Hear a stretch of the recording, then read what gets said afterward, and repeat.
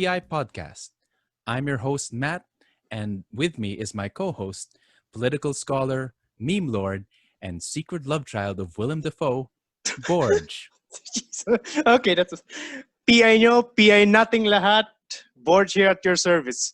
PI mo, what the hell? In fact, right with you here in the studio, you have Willem Dafoe. Hello, Anthony. It's me, Willem Dafoe. I'm your father. For the viewers at home, if you haven't seen his face before, he actually looks like a spitting image of Willem Dafoe, a Filipino version of it. So check it out. If you're Something to look curious. forward when we have a Yeah. video session soon. Anyway, yes. So welcome to episode 3. And so far, it's been a while since our last episode. And ever since the PI community, yung mga PI, ay nagiging international. Hindi ko alam kung ano, OFW mga yun. But we'd like to welcome you. We have viewers all the way in Korea, ni hao, in China, ni hao, and in Japan, ni hao. I'm terrible with languages. Even in France and Germany. So welcome. Guten Tag. Bonjour. Konnichiwa. Ciao. Yes. And actually, there are quite a few people that enjoyed our last episode on martial law. In fact, one regular viewer we have is my own grandmother, who actually enjoyed your story about Cincinnati Borj. You remember that one? Yeah, I did. It's probably because she knew Cincinnati back in college. I don't know. Grandma Anyway, Ordonez. love you, Lola. Thank you for listening. It's just a joke. Anyway, so today, our growing community will be discussing a bit of a more general problem that has been plaguing perhaps everywhere in the world, but more in particular, Philippine society. Basically, the title of this episode is "Why Can't We Be Friends? Why can't we be friends? Why can't we be friends?" It's a duet now. We're singing more. That means we're big. Yeah. All right. So have you noticed this, Borj? Like in the internet, there's always a fight between the DDS and the Dilawan, pro Duterte, anti Duterte, or just any political disagreement. Do you agree? Yeah. I mean, I got hounded by trolls last month, I believe. Oh wow. What was that like? What did you do? Well, I posted a comment of mine in one of their masters' posts, dubbing him a political illiberal. And since You the mean post that- was public, they all came in. Oh, you pissed off a head troll. Yeah, I just pissed off a head troll. Okay. And what did happen then? Then what happened? They hounded you. It's a nice piece of data, really. I never replied to any of them. I just watched them scream. Again, never feed trolls. Never feed trolls. Yeah. Well, that's right. At least, how'd you lose them, by the way? I mean, I think normally hunt you I think down. I went down. I went low profile for a few days, then reset my privacy settings, and now I'm back. Oh, okay, that's good. So the usual response to a troll or someone you don't like is that you simply block them. Yeah, it's the easiest one. That is one thing, or just don't, just don't reply. I mean, normally in the pre-internet age, you simply avoid people talking about politics, or you simply just walk away. But especially in your network, when they just broadcast their views, and sometimes you just elicits a reaction. Sometimes you can't help it, and then all of a sudden it becomes like this whole big event, like an awkward dinner with your family members and reunion, right? Yeah. But that's the thing. And That's the thing. Let me ask you one thing: is it a good thing that the best thing that we can do right now is to just walk away? Is it actually a good thing? well, right now it might be the best reaction to do because mental health is at an all-time high. Actually, like their cases of mental health is skyrocketing, and the discourse is on that. So the best thing you can do is just go away. But at the same time, you're right that it's not a good thing. Instead of like setting your differences, finding a common solution, compromising, we simply just block them. And at the same time, it affects the way you see them. You see them as maybe, as we've mentioned in the past, maybe subhuman, maybe see them as an enemy, Beyond redemption. uh, beyond redemption. They can't be reasoned with. And Mm. so that, therefore you cannot be friends. And that's problematic. And so we hope to try and analyze, why is this happening? Is it something within our culture, or is it something to the nature of our politics? Mm. So let's try to define some terms, with regards to this phenomenon. Uh, Actually, there's this documentary that I recently watched on Netflix. It's called The Social Dilemma. Mhm. It's similar to like the one about Cambridge Analytica. They have a Mm. similar theses, but they say the same thing, and that's that social media right now is designed to elicit reactions from you that are both toxic Mm. and guttural and appeals Mm. to your emotions. What do you think this will do to the quality of like maybe our politics, and not just here, but in the United States and around the world? Mm. Ah, that one.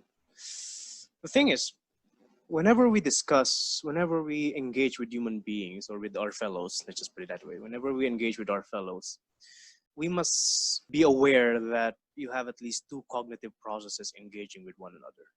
And cognitive processes are not purely reasonable or rational, to be more specific. They're not purely rational. Cognitive processes would always have emotions. So it's whenever we discuss anything, it is futile to simply say that we must appeal to reason, to logic. No, emotions would always be a part of it. So whether or not it's designed that way, because technically the idea of clickbait Mm. precedes that of the internet, and even in the newspapers and broadsheets and Mm. the headlines, it's always exaggerated and to elicit emotion from you. Mm. The strong verbs. Yep. But regardless, and that's the easiest thing to do. You first feel before you think. Mm. If come to think, no matter how Yeah. rational you try to be. Um, okay, have you seen this? A lot of literature going around, particularly Mm. in these quote unquote populist times, that Mm. you're calling it the greater polarizing politics. Mm. It's polarized everywhere. Mm. Is the Philippines polarized? What do you think? Polarized, I think we have multiple polarities. I think we need to define what a polarized situation is first. Hmm. Is it merely a division between two great camps? Is it about differences in relation to issues, differences in how we talk, so on and so forth? So how would you define polarization? Well, you kind of mentioned it already. Like it's a situation wherein everything is divided into two camps. So if you have Mm. like a similar situation in America, wherein it's between Republicans and Democrats, or Mm. like beyond the parties, you Mm. have progressives and conservatives. Mm. And before there would be moderates, Mm. so where people agree with some ideas on one side and some on the other. But Mm. right now, because of social media or the kind of politics that have been plaguing maybe populist politics, or in the way that clickbait journalism is creating, now there are less moderates and Mm. more people are hunkering down on the other side. Basically, if Mm. you had more inclinations of progressives, you go further on the progressive Mm. side, or if you're more conservative, you go further to the right. Mm. So, and perhaps in the Philippines, it's quite different to imagine it as polarized, Mm. because we don't have political Parties, parties the yeah. same way that we do. So there are no real poles. Mm. In fact, there's this article that argued that the Philippines is not polarized precisely because of this. There's no parties. So just because there are no parties doesn't mean we're not polarized. Yeah. What do you have to Yeah. react to that? That's the thing. If you're looking for what we call ordinary polls, then polls based on ideological, not ideological. I'm not going to mention that one yet. But if you would look at polls based on partisan lines, then you would not find any of those in the Philippines. The thing is, it's also advisable to look at polarization in relation to the issues. The thing is, there are issues that at this point people think do not merit a gray area, meaning very important issues, very what we call emotionally charged issues. that the people would not give a gray area to. They need a yes or a no to it, pro or anti. There's no room for debate. Yeah. Yeah. And to an extent, I do agree that some issues really are supposed to be polarized. But the problem is some issues are not supposed to be polarized, yet they are. Or Mm, polarizing, yet they are. So it's not a matter of polarization per se. For me, it's more of choosing which issues should be mhm. considered as pertinent or should have a polar discussion. In fact, one example that we can have is recording this is the fact that Duterte has a 91% approval rating according to Pulse Asia, or at least a survey done by Pulse Asia. And because everyone on social media making their voice heard has been, for the past few months now, almost unanimously agree that the government or the regime is doing a terrible job, Hmm. then now they're questioning the validity of Pulse Asia because it doesn't match Hmm. their initial um, intuitions. Hmm. What can you say about that? But that one, That's an example of hmm. polarization, don't you think? Like when Yeah, people have a clear sign, and when it goes against that, then it's obviously wrong. So yeah, Pulse yeah. Asia is wrong. I think it refers to a related topic, which is cognitive bias. Cognitive bias, in a nutshell, refers to how we process information. The thing is, we already have existing beliefs, we have existing attitudes. Cognitive bias, to an extent, is a natural process in human thinking. But what it does is we only accept information that suits what already exists in our heads. And we immediately question things that contradict what we believe in, the attitudes that we have. Hence, you have anti Duterte entities who probably would have a better view of science or scientific methodologies in the social sciences if the results would have been in their favor. But since it's Hmm. not, they're also the ones attacking the validity of the poll. So, yeah, cognitive bias is a very tricky business that we should be more aware of at this point. Mm-hmm. In fact, depending on which side you're on, if you're on the other side, Mm. you wouldn't be complaining because it's of Yeah. course. Um, but it's a funny thing. It's so unanimous, 91% compared to the thousands of Mm. people that have died already. So it feels very like, despite the facts, there's still Mm. people that say that they agree with like Mm. they're satisfied with Duterte Mm. because they have the initial support. Mm. Or maybe perhaps it's simply, and this is probably one reason, it's the Mm. nature of our society, is that they're afraid to go against authority. If Mm. they say that they Mm. are not satisfied, what if their responses are Mm. recorded with their names and they can be Mm. tracked down? Mm. And so therefore the opponents of Duterte have been killed. Mm. So perhaps that's Yeah, another fear, it's a that's another possibility. thing. Hmm. If you're, in fact, that's, if we can go perhaps into, we've talked about what's going on Mm. and why there are no compromises or there are no real discussions. So let's try to look at why that is the case. If you notice, it's kind of like our politics is more based on personality. So Mm. if you're for that person, you're with that camp, Mm. or you're not. It's either you're with him or against him. Yeah. You have anything to say about that? About personality? Again, we go again to the issue of emotions. I mean, such things trigger our emotions. Our attachment to personalities, to an extent, can be related to our emotional conditions, to our existing habits regarding that one. But let me ask you, I'm just utterly curious. When you saw the news about that poll, that 91% thing, what emotion got triggered when you read that news? Honestly, as a someone steeped in political news, I think I've become really jaded. To the thing, my initial instinct is, okay, who do they interview? How do they word the question? And I think these are at least valid inquiries on like the method. But the fact that there's some people that are of a similar instinct saying that, paano yung paano yung tatanong yung survey? Hmm. Paano ginamit yung survey? That there are people who are becoming amateur poll analysts because of that. Because not because they sense something's wrong with the method, Mm. but they assume and accuse that there's something wrong with the method Yeah, that's precisely right. Yeah. because it shows a result that they don't recognize as true. Mm. Mm. Yeah. But for you personally, you just said meh. It's a meh reaction for you. Mm, well, I suppose similar things came to my head, like perhaps, and I don't want to think this because Pulse Asia is a long time trusted institution, Mm. but it could be that they are towing the line out of fear of what they might experience something similar to ABS-CBN.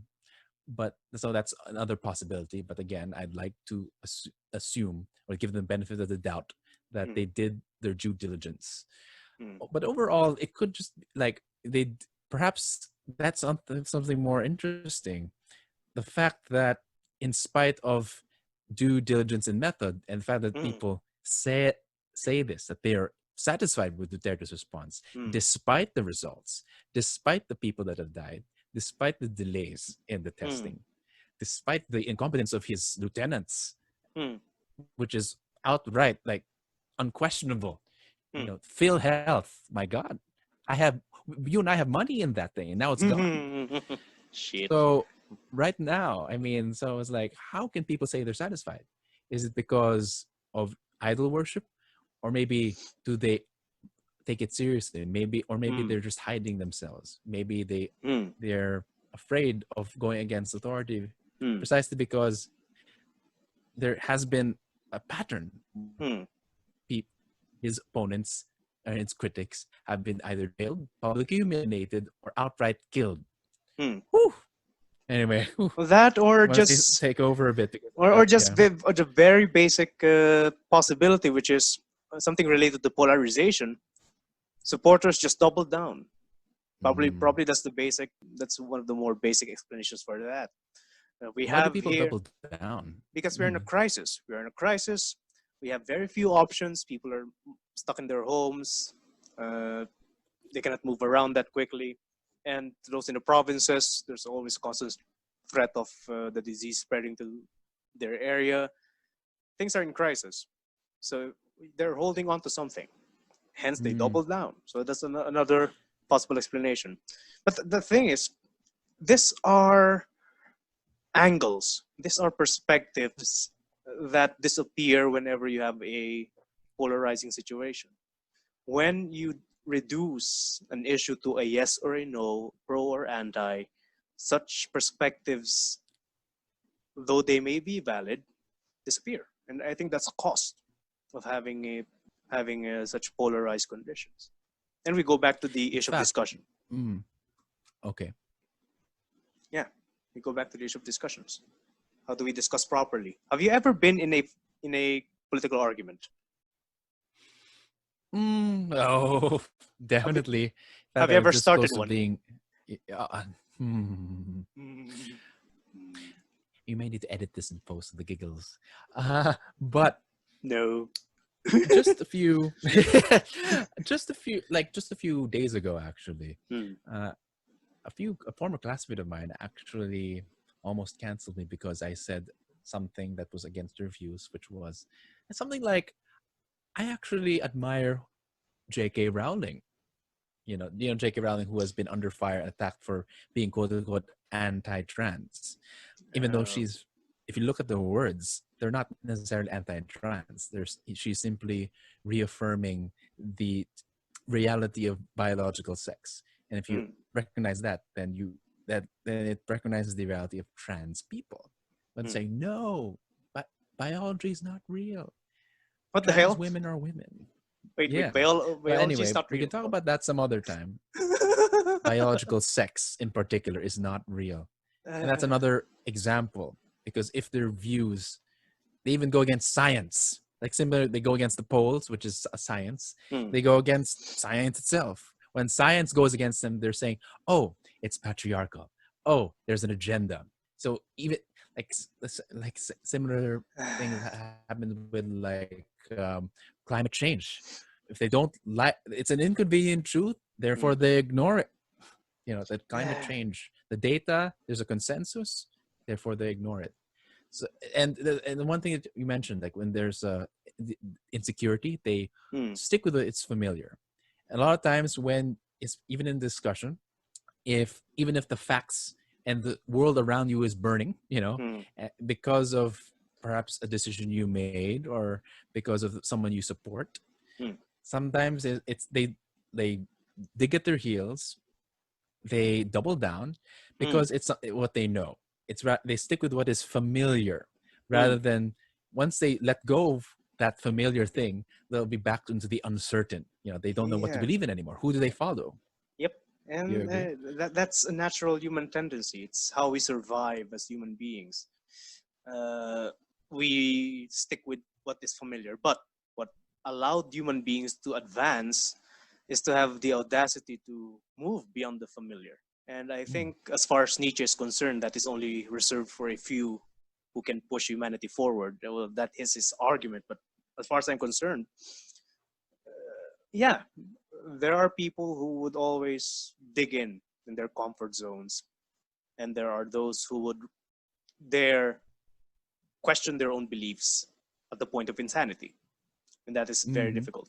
It's Right. difficult to handle cognitive dissonance, especially if it's self-inflicted. And as a result, they would go against science, something There's, that is objective. They think uh, that science is a side, that that, it is that's, an agenda in itself. You're right. Yeah. that's the thing. That's just reversing the old. To an extent, I blame the obsession of scientists to pure objectivity for this, because Hmm. without, if that mythology of pure objectivity is abandoned, then we can very well assume that all science would have an agenda. Hence, you take the discussion forward. You take it to the level of what Hmm. kinds of agenda should be behind science. But the problem is, for the longest time, Hmm. especially in the social sciences, there was an obsession with pure objectivity. Hence, today it's being reversed. Now you have claims that something should be totally unbiased.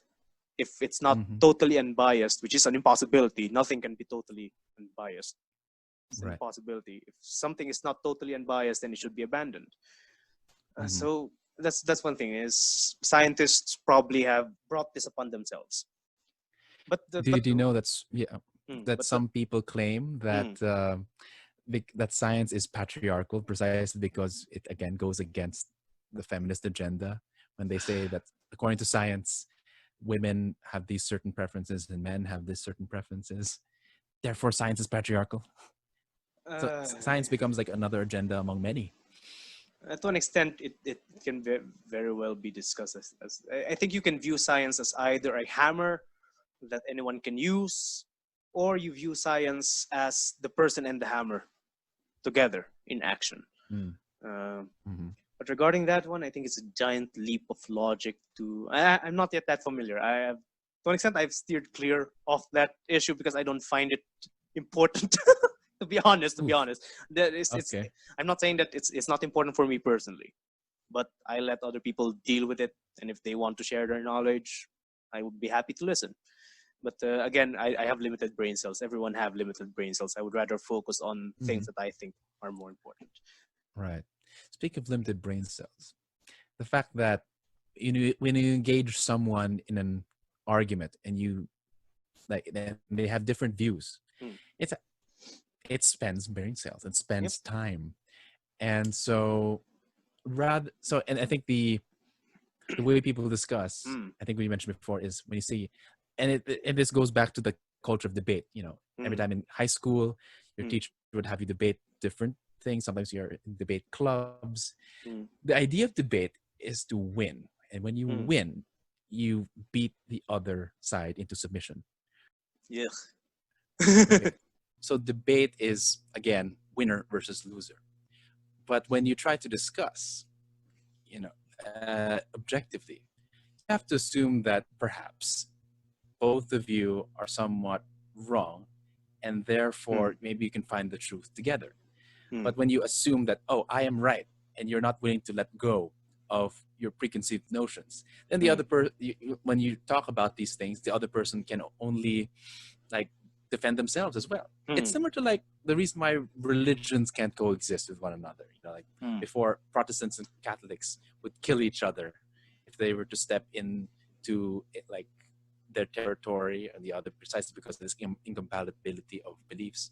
Maybe in the Crusades, Muslims and Christians, etc., because they cannot let go of their own gods. But if you can at least assume just a little bit that maybe you might be wrong, and the other person holds something that is important to the issue, maybe it's their own experience, maybe it's their own sources or data, then you can lay it on the table, find it out together. That's another alternative to having disagreements. But the problem is we can't. We have our own gods. We have our own biases. We have our own principles. So rather than maybe think like maybe get to know the other side, you just impose and throw it at the other side like an arrow and see who is left standing in the end. Yeah. So It is sad to an extent. It is sad. Well, especially this culture of debate, which I have no love lost for debating and such. The thing is, debating is only good if you're going against powers that may be. But if this culture of debating is applied to ordinary citizens, I think it is more problematic than beneficial to citizenship. Because as you've said, they consider themselves, they consider each other. They're bound by the tradition of debating to consider each other's enemies. One must go down for the other to win. But does anyone actually win in a debate? Ooh. Does anyone actually win in the debate? What are your standards of winning in a debate? Well, for some people, they get awards. The ones who get the most awards wins, you know, in their report card or trophies in their shelf. And that's funny. In a debate, you see each other as enemies. But in fact, if you go in like the classical sense, maybe Aristotle, politics in the polity is a relationship amongst friends. Yep. What does it mean to be a friend? It's something that you have things in common, hobbies. Maybe you live in the same area. But what's essential is that it is a relationship among equals. Yep. If you see them as an enemy, you cannot see them as an equal. You see them as a threat to your way of life, which may be the case. Maybe they hold views that, you know, you don't deserve the same amount of rights. Perhaps if you're maybe gay or you're someone of a different religion or someone of a different political party, you are a threat. You know, perhaps that is. Or sometimes, and I think this is true, especially here in the Philippines, when you see each other as someone of a different tribe, a different animal, or at least according to Wataru Kusaka, the main delineating or polarizing force is class. When maybe you're rich, mata pobre yan. Or if you're poor, walang disiplina yan, walang kwenta, hindi edukado. In fact, perhaps it's like a Conyo versus Jologs. Like Jologs, exactly. Conyo versus Jologs. So, do you see that? Do you agree with Kusaka's argument that split? Sometimes even something as a class that makes you as unequal, therefore you see the other person as an enemy or even an oppressor, or if you're on the other side, if you're rich, saying they're undisciplined, unwashed rabble. Okay. Regarding that one, I need to split my answer into at least in relation to two sets of people. But let me go back a bit. To the argument that it spends brain cells to discuss. The thing is, it's tiring. It takes extra effort to transcend your own biases. It takes effort to transcend your own mental comfort zones. It's far easier to just argue what you already know. And it is mentally easier. You already have connections in your brain anyway, so you just need to express it. But it's far more difficult to try to make new connections using new information from your opponents or the one you're talking to. I'm not going to say opponents. And that's the problem. We have so many divisions in society, real ones, material ones, that would exhaust our mental capacities. I mean, we cannot, if we're too busy working and we only have a short amount of time to wander around social media, post comments, or troll people, you really have no energy to try to move beyond existing divisions. So I think there are real, what do we call, I'm going to say neurological limitations. I'm not saying that people are stupid. It's just they are not physically in a position to give extra effort to be in a discussion, but they have enough energy to troll people. But they don't have enough energy Right. to they don't have enough energy to try to transcend a division. And when you said something about like material divisions, this is, remember, this is politics. Mm, Sometimes it's not whether we should paint our house red or blue mm, or some. This is what decisions we can make that means life or death. mm, Because for some people, the reason why they are invested in politics is because they need more resources from the state, or they need more assistance or attention from the yeah. state. They're marginalized. Yep. The workers, the queers, the women, Mm, certain in like sectors of people. mm, And at the same time, that's why, it's actually a struggle for mm. limited resources, for Yep. limited Yeah. airtime, Yeah. even so It's basically in a vicious it's cycle. It's basically in a mm, vicious cycle. Yeah. right. You have people who are incapacitated to have a fruitful civic life, and having no fruitful civic life, they are disempowered from changing their material conditions, the classic Marxist sense. Go back to Marx, actually. And at the same time, some people care for these people who are marginalized, and Mm, so if you don't like protect the same set of people, then mm, you're also considered an enemy. mm, And so yeah, so that's another way. Why can't we be friends? You have to. We're friends if we defend the same mm, set of people, mm, but with the same set of actions. And mm, sometimes people disagree. They have the same, perhaps general idea that, oh, they deserve mm, equality, mm, but maybe we shouldn't do this. We shouldn't give them maybe mm, $1 million or free mm. money or welfare. I don't know. So that's another thing. It is Yeah. difficult. It is difficult. And another thing about friendship, since you raised that one, I argue that from an Aristotelian perspective, friendship is necessary for a civic life or a polity. In a society of citizens, they must consider each other as friends. But it's not only about equality per se. I would like to push the argument forward and say it's also about taking responsibility for your fellows. Who are your fellows? It's like we're saying, who is my neighbor? In Yeah, other words, that. love your neighbor like Jesus Christ. But who are my neighbors? Yeah, that's Hmm. that's another issue. Who are I think my who are my neighbors? yeah. Yeah, that is a valid issue. Who should you consider as your neighbors?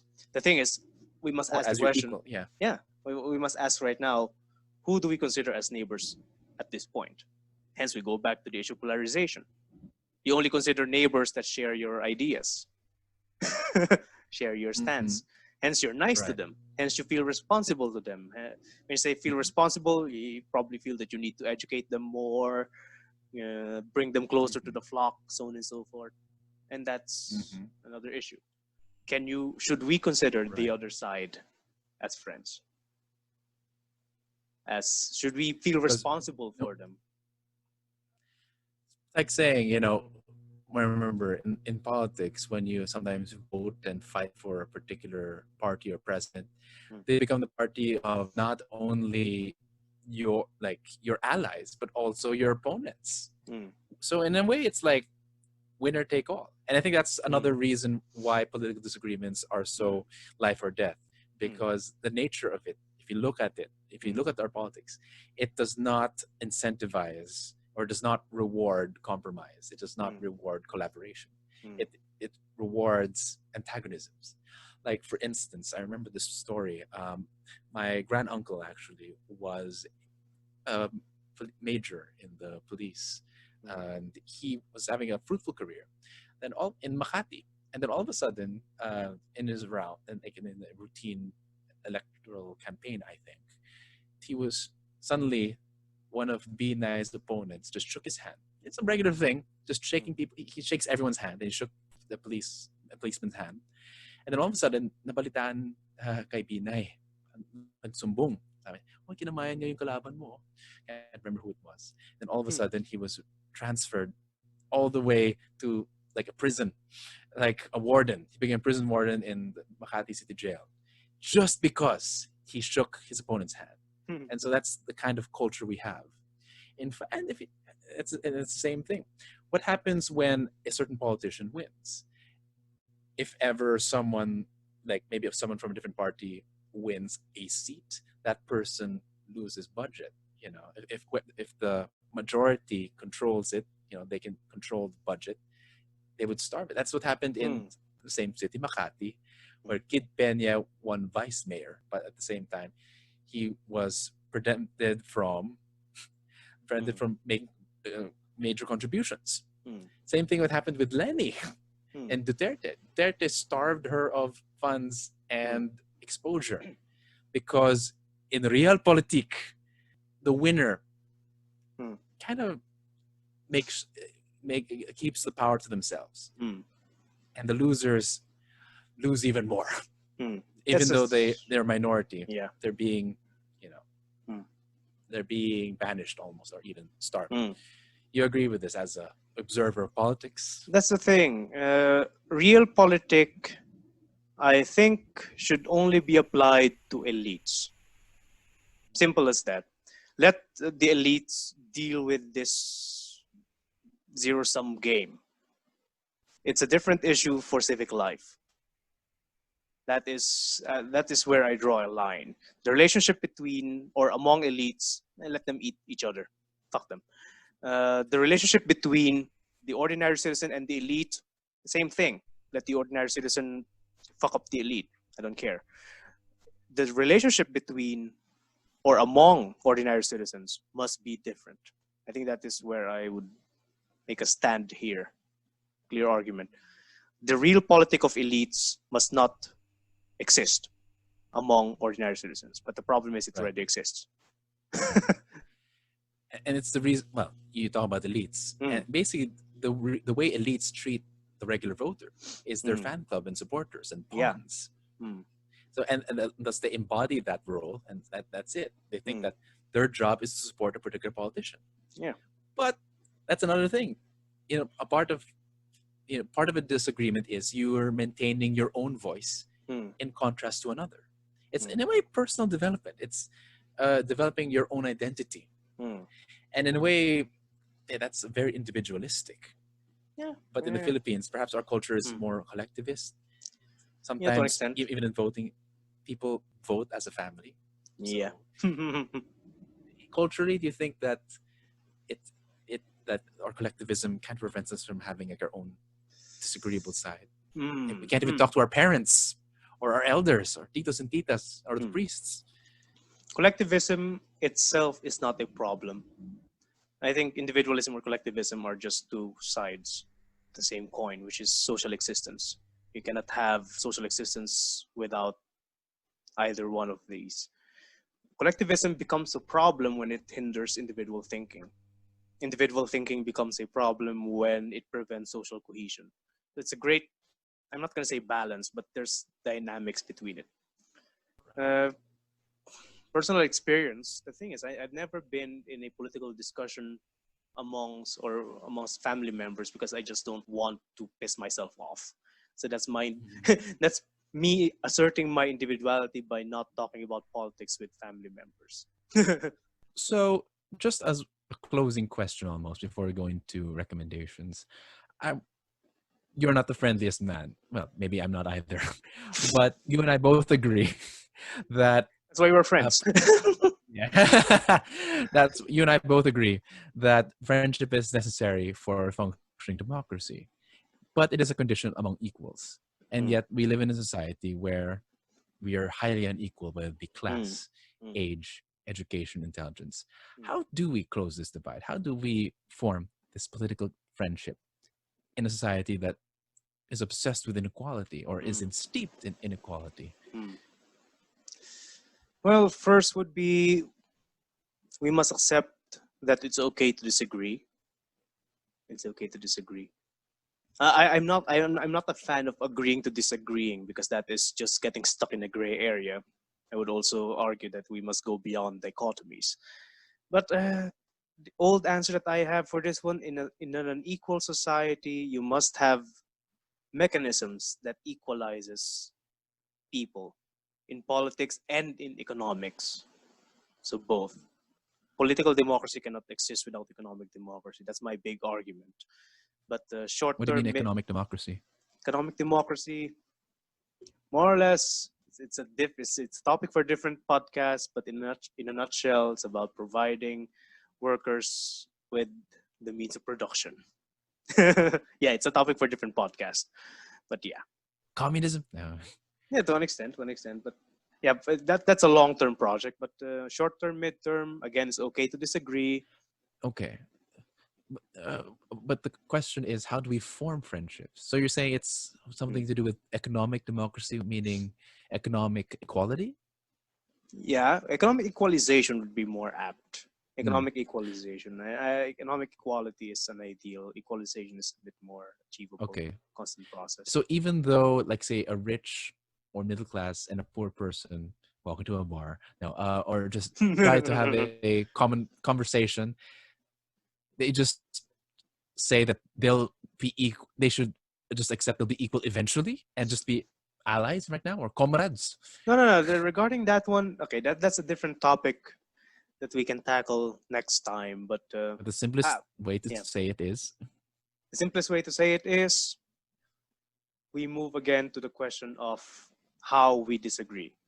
I think that is what we mm, must be aware of. So let's set aside economic equality. That's a topic for a different podcast. But uh-huh, I think we need to ask, how should we disagree? Yes, it's okay to disagree. We need to ask, how should we disagree and to what end? right. We need to change those two practices. Okay. Funny.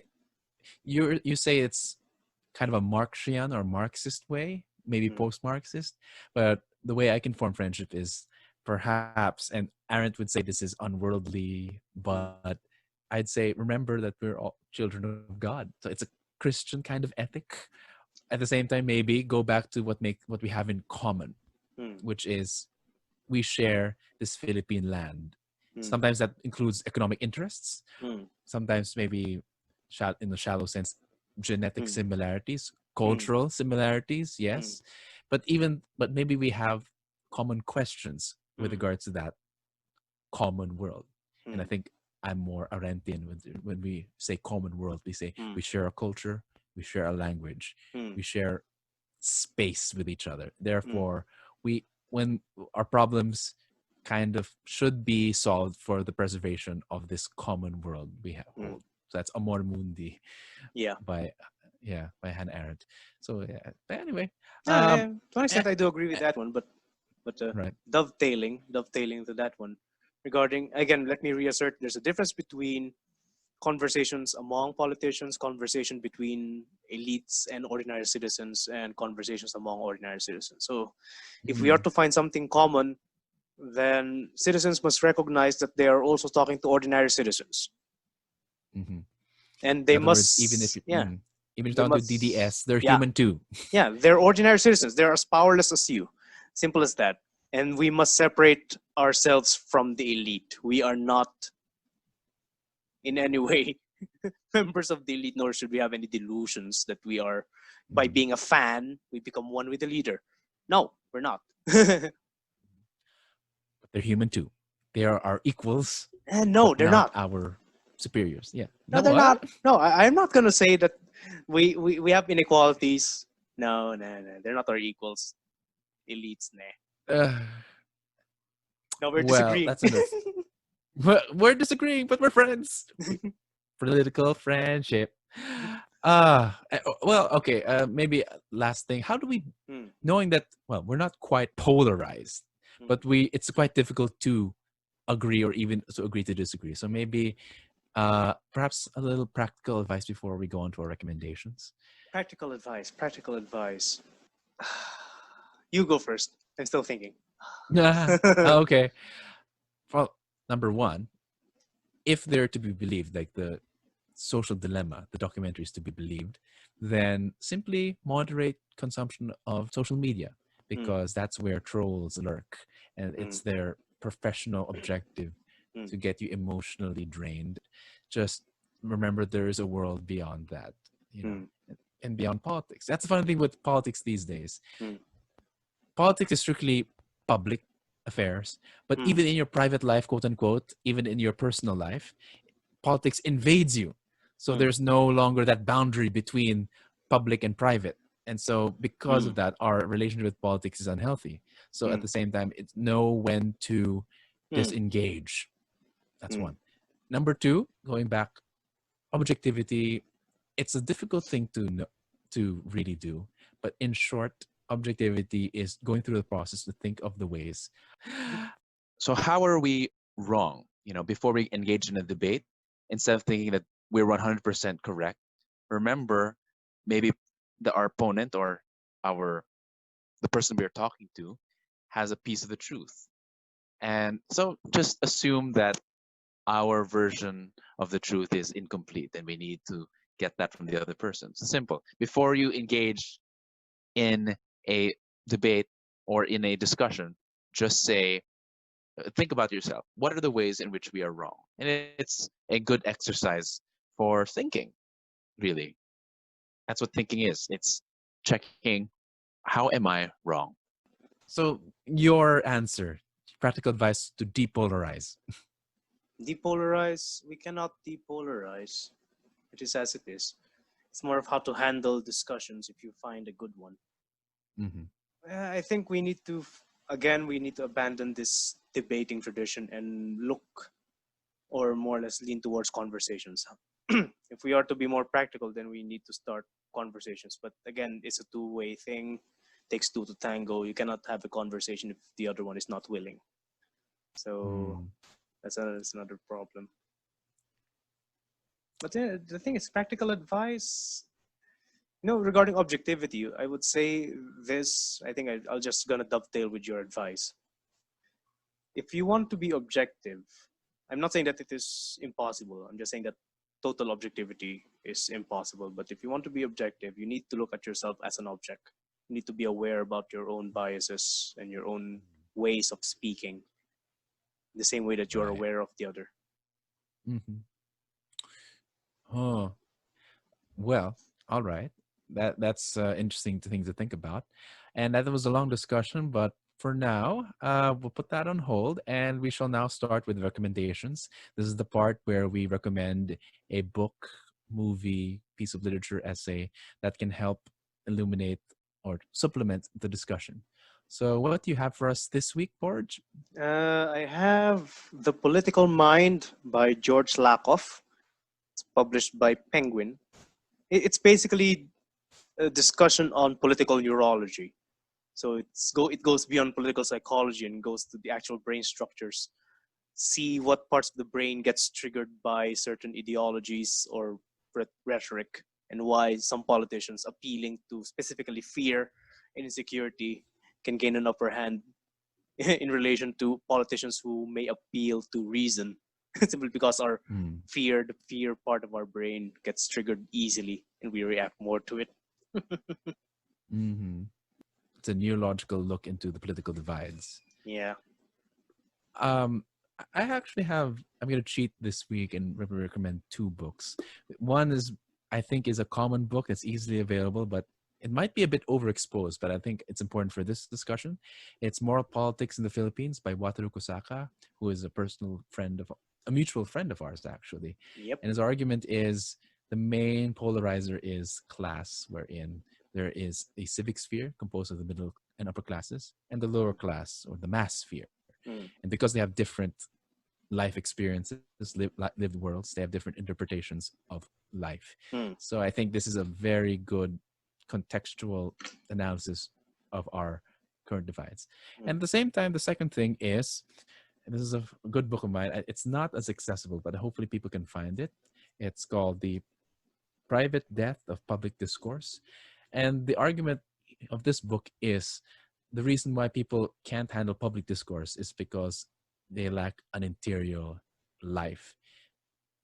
Their opinions are fragile, and they're mm, protective of their opinions because they associate their sense of self with their opinions. And so if you have like a secure interior life, your opinions would not be so sensitive to you. Mm. And so perhaps that's a connection between that. If you are secure with yourself, you would be able to Mm. like project yourself properly and confidently, even when you're wrong in public Mm. discourse. Mm. That's one by Barry Sanders. I'll put a link Yep. on where you can find it. Hopefully, it's a great book. It's one of my favorites. My dad bought it for me. Great. All right. That's episode 3. I think it's an interesting discussion. Very much unfinished, but Yep. I think we reached something interesting. Hopefully, you guys learned something. I know I did. You? Yep, I did. Okay. And on the 4th episode, I think it's okay to announce this. So we have an Ask FM page where you can ask us questions. And the next episode will be a question and answer. So it could be about the discussions we previously had, or maybe personal questions if you like. And then we'll be answering them in the next episode. Yep. Are you excited for that? To an extent, yes. I'm So thoroughly nervous. excited. Oh, But yes, you have do nothing ask to us. hide. Ask us whatever, or just throw whatever you can throw at us, and we'll try our best to answer. All right. And with that, episode 3 is concluded. But until then, Magandang gabi, mga ka-PI.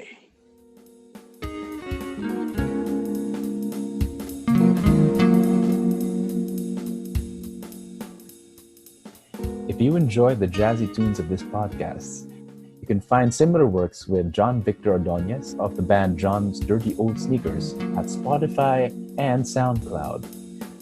The logo and design were done by Shin Miyamoto and Anthony Borja.